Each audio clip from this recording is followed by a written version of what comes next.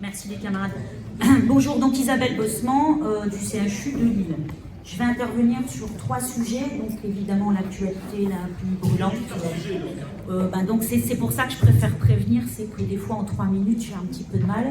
Un sujet sur la Sécu et un sujet sur une décision de congrès qui avait été prise et qu'il faut qu'on mette en œuvre aujourd'hui, qui est la cooptation des 3 camarades qui n'avaient pas pu se présenter dans les délais à la CE du L de Lille. Sur l'actualité, alors moi je ne vais pas revenir sur tout ce qui a été dit, tout ce qui a été ajouté. Je voudrais juste quand même attirer votre attention sur la bataille des idées qui me paraît très importante, relativement simple à mener, mais qui est très très importante auprès des salariés. Il n'y a pas de crise économique dans ce pays. Il y a une dette qui a été créée de toutes pièces pour pouvoir imposer des politiques d'austérité qui vont tout casser. Le code du travail, la sécurité sociale, les services publics, l'hôpital public, les usines, l'industrie. Et c'est une dette qui a été créée de toutes pièces par les gouvernements précédents, donc il ne s'agit pas que de Bayon, et il ne s'agit pas que de Macron, il s'agit de la remise en cause de toute une politique. Il n'y a pas de crise économique dans ce pays, on est la 6e puissance mondiale, on est les premiers d'Europe en reversement de dividendes aux actionnaires, on est les 2e au monde. De l'argent, il y en a, on l'a vu, grâce au travail des sénateurs là, et de Fabien Gay, donc plus de 211 milliards d'aides aux entreprises sans contrepartie par an. Ce n'est pas des dizaines de milliards, c'est des centaines de milliards d'exonération fiscale, d'exonération de cotisation sociale au patronat sans contrepartie. 211 milliards donnés sans contrepartie et ils sont prêts à tout nous prendre et à mener une politique d'une violence inouïe pour 40 milliards. Donc de l'argent, il y en a, et je pense que véritablement on a intérêt à aller sur cette question aussi avec les travailleurs, parce que quand on les entend et quand on les écoute et quand on discute, ils sont persuadés qu'il faut en effet se serrer la ceinture, qu'il faut qu'on fasse tous des efforts, un petit peu, alors pas de jour férié, mais peut-être sur autre chose. Non, de l'argent, il y en a, la véritable question, c'est la répartition des richesses qu'on produit. Mais on en produit des richesses, on n'en a jamais autant produit d'ailleurs, je vous invite à aller regarder l'évolution du PIB, même si on nous parle des croissances faiblardes, machin, on n'a jamais produit autant de richesses, on n'a jamais produit autant de misère. Plus de 2000 enfants qui dorment à la rue dans ce pays. Il y en a 31 qui sont morts à la rue sur cette dernière année. 31 enfants sont morts à la rue dans ce pays. 6e puissance mondiale, de l'argent il y en a. Et je pense que c'est là le point où on peut se retrouver avec l'ensemble des mouvements qui se créent aujourd'hui et qui se créent depuis quelques années.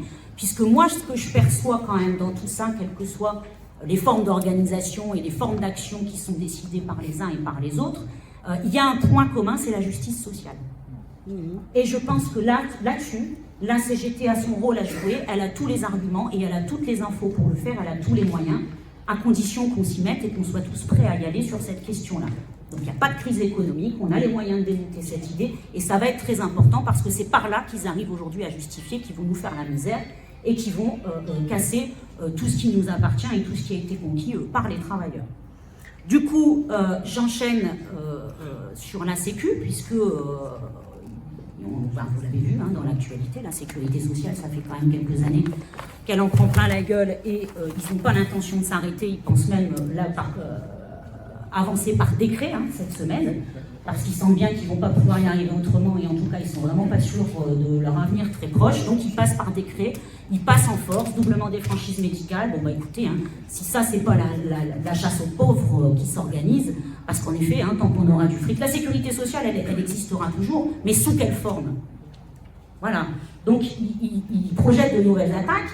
C'est une question qui ne regarde pas que la santé, le camarade de la santé est intervenu pour le dire, ça ne regarde pas non plus que les organismes sociaux.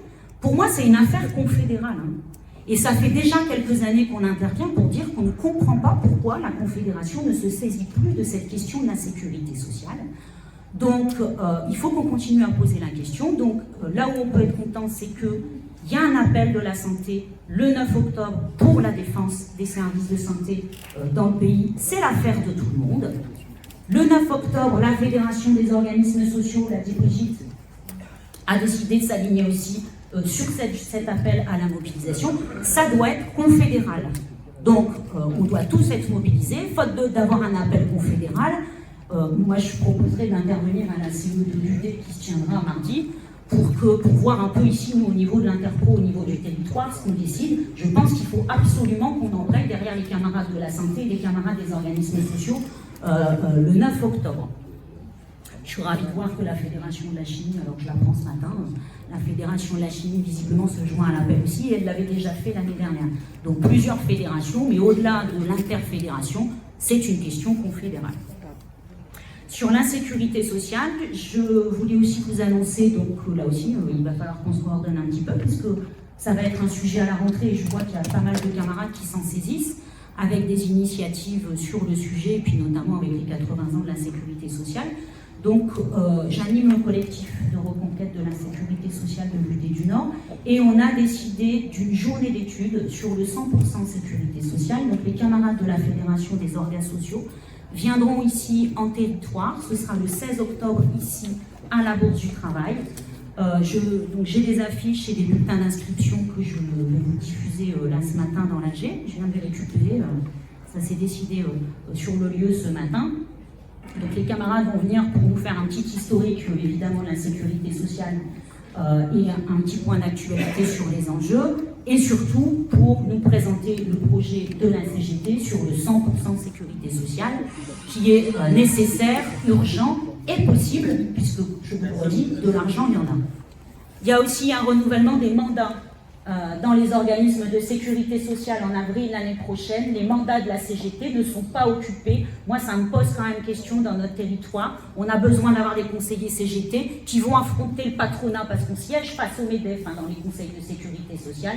Donc sur les 4 CPAM du territoire, à l'URSSAF, l'organisme collecteur des cotisations sociales, où on pêche aussi de mandater CGT. La CGT ne peut pas être absente de ces conseils de sécurité sociale.